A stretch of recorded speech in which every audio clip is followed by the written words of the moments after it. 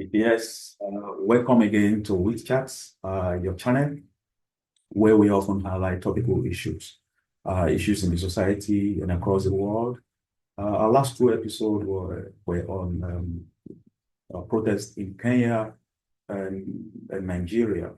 So, and we did, in our last episode, attempt to predict that the planned protest in Nigeria wasn't going to be a successful one.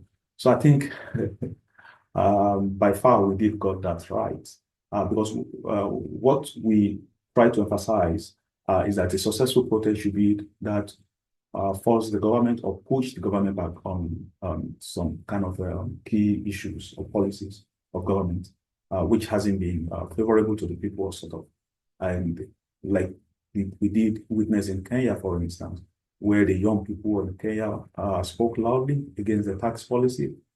So we saw the government withholding assent to that policy. And the President Ruto did even went further to dissolve his cabinet. So we did see that in Nigeria, and that was what we predicted. And what we did was to even mention that there are key factors that we believe are responsible for successful protests in Nigeria. So we got that right. And so I encourage you, if you want to watch that episode, please, it is important that you take time and watch it. And please, even go ahead and make your own opinion in the chats. Try to express your opinion or what you think, especially regarding the protests in Nigeria, regarding those factors that we mentioned. But on this episode, we will talk on something very vital, a topic that is very vital to everyone across the globe, because all eyes seems to be on the United States now.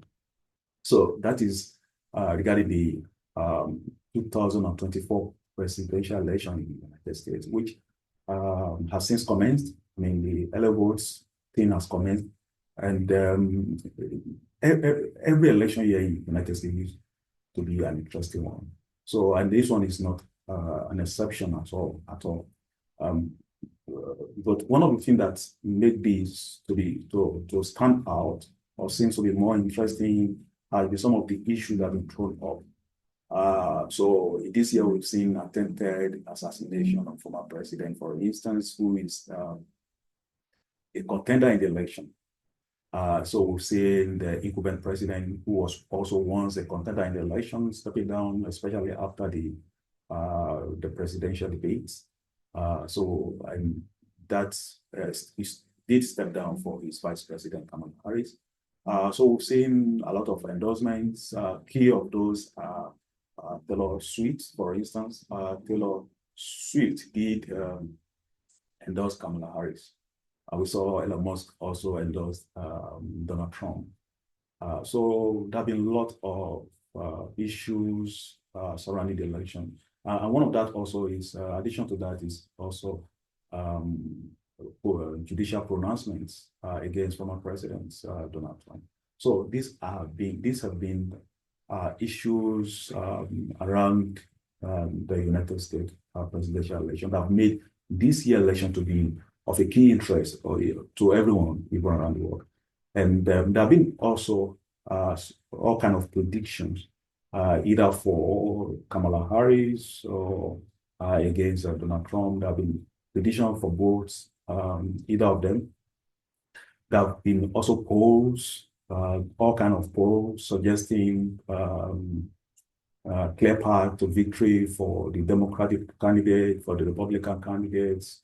And so that is why I really think I've also been following up with some of the issues regarding the election in the United States, which I think, with my own personal observation, I think there is a candidate that I think has sort of a clear, or not a clear, sort of a better chance of winning the election, or better paths to victory. And that is for the former president, Donald Trump. So I see him winning the 2024 presidential election based on three factors that I consider very relevant, vital, maybe one or two of them might not be as vital and in the previous or in the past elections, but in the current one, I think there are key factors or issues that I think are kind of very important that might kind of see former President Donald Trump return to the White House. And one of that is on domestic issues. So on domestic issues, what I did is to kind of classify economic issues and immigration around the immigrations as domestic. We've seen that both the Republican and the Democratic Party seems to have differing opinions regarding immigration policy. That's why we've seen Donald Trump speaking loudly against illegal immigration policy or illegal immigrants in the United States. So that hasn't been seen from the Democratic candidates. Issue around economics also a very important one, vital one for Americans, because the incumbent president seems to have been rated as the lowest performing president, or the sitting president have ever received the worst rating, especially regarding economy. And Kamala Harris happens to be part of the present government. So it might be difficult for Kamala Harris to have a leading advantage when you look at domestic issues. So, and another factor will be foreign policy, on foreign policy. And I think both sides also seems to have different approach to foreign policy of the country. And in a very critical time like this, where we've seen some of the issues that have been ongoing regarding Russia and Ukraine, in the Middle East also, we've seen Israel, Hamas, Lebanon, Iran, almost tweeting, kind of tilting the world to Third World War. So on foreign policy dimension, I also think Donald Trump has a kind of sort of advantage regarding this, because we haven't seen the United States critically play a very vital role of preventing some of these issues that we've been witnessing for the past few years. We've been seeing unrest between Ukraine and Russia for the past 3 years now. And while that was going on again, we saw Israel, Hamas, Lebanon, and Iran also trying to tilt the world to another kind of unpleasant situation. So, I really think on foreign policy also, Donald Trump might seems to have an edge as well, because during Donald Trump's presidency, one of the things we also witnessed was that there wasn't a situation of such in across the world. So one of the things we even saw during Donald Trump was even his crucial visits to North Korea, which happens to be the first president to have visited North Korea. So on foreign dimension, I think it seems to have an advantage as well. And for me, I think the most important of these three is what I call the Pennsylvania factor. So for me, I think the Pennsylvania factor is a key factor because Pennsylvania is a state. It's not just a state, but I think it's a very, very important state in this election for so many reasons. And one of that is that it is a state that has the highest number of electoral college votes. Pennsylvania has 19 electoral college votes. So among the 5 or 6 swing states, Pennsylvania has the highest, which make the state to be very contentious for both parties. We also seen that in this year, the former president's assassination attempt to his life took place in Butler, in Pennsylvania. And after that, we saw him even returning to that same spot to campaign again. and which also sort of kind of warming the heart of the people. And one of the things is also another key factor, another key element is also that the incumbent president's bidding happens to come from Pennsylvania. So there have been a lot of factors regarding Pennsylvania.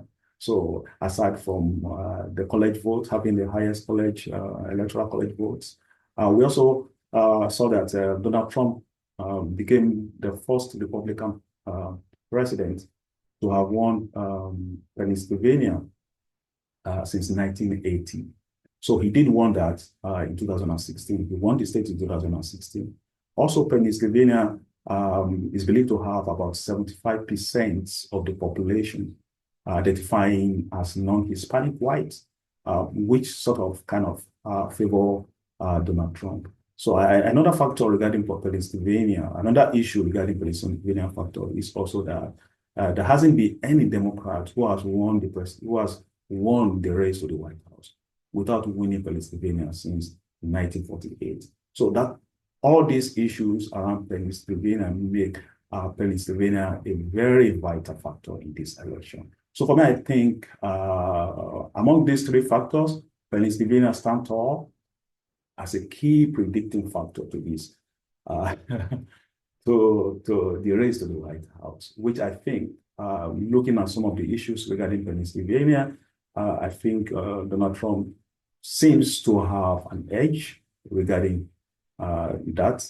And on the domestic issue, like I said, which include issue of around economy and immigration, he also seems to have an edge from my own perception. If you also look at foreign policy also, he seems to have a better grasp of foreign policy. So for me, I think Donald Trump indeed have, I don't want to say clear, but maybe a better chance of returning to the White House than Kamala Harris. So that is my prediction. So I really think that is likely what we're going to see on the 5th, most likely, because the election itself starts on the 14th, physical voting on the 4th of November. So hoping that on the 5th of November, we might see this prediction coming true regarding US election 2024. So that is my clear prediction regarding the election. So I don't know, you might have a different opinion, different prediction, perception regarding the election. So please watch it and make your comment in the chat. Let's also follow it through in the chat. We can also continue to argue on these issues in the chats. Yeah, thank you so much for following, and hope to see you again in the next episode. And please don't forget, try to share the video and introduce the video to your friends, the channel to your friends, and let them also let them subscribe to the channel. Thank you so much. See you again in the next episode. Yeah, bye.